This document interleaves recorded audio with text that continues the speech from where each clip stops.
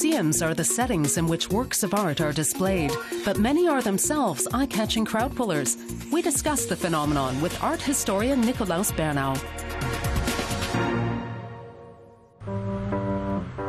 IMP's extension to the German Historical Museum in Berlin is a prime example of state-of-the-art architecture.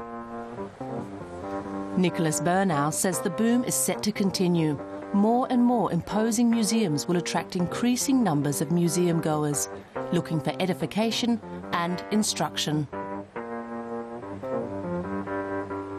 What do people think they'll find in museums? Museums are the places of assembly for those who believe they can experience something special by looking at a work of art. So are museums such as Munich's Pinakothek der Moderne modern-day places of worship?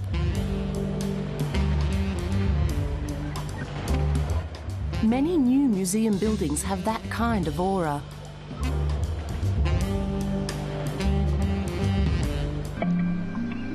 And new historical museums seem to exert a magical attraction.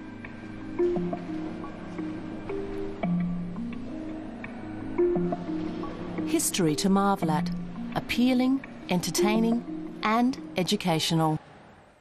If you can find all that, edutainment, amusement, spectacle, benediction and contemplation, does that make museums a cross between a church and a fun fair? They're both, certainly.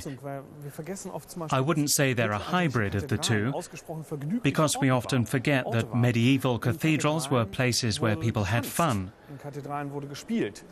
They danced and played there. The linkage of education, the experience of faith or renewal and play, and the experience that it's enjoyable to look at something is age-old.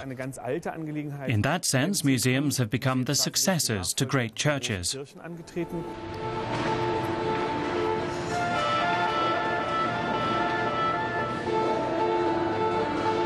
The Oceanium Museum in Stralsund is one such cathedral, spectacular and impressive.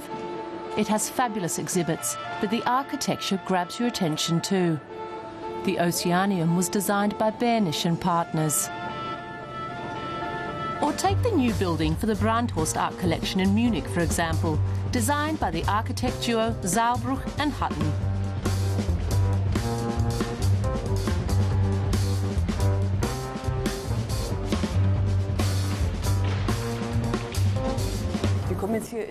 Here at the German Historical Museum, we're entering the inner courtyard, which links the new building with the old one. It's roofed over, looks very chic, if you like modern architecture. Here we have Baroque. The high-tech roof is elegant. Architects are well aware of the impact their work can have. It's due to the great success of Frank Gehry's museum, the Guggenheim Museum Bilbao, built in 1999. Since then, people work really hard to create a shiny new museum building, something really witty next to the existing building, and then use that for the permanent collection. And the new one, like here in the German Historical Museum, is used for special exhibitions. That's a recipe that's been tested around the world and usually worked out well. It gives a boost to museums in general.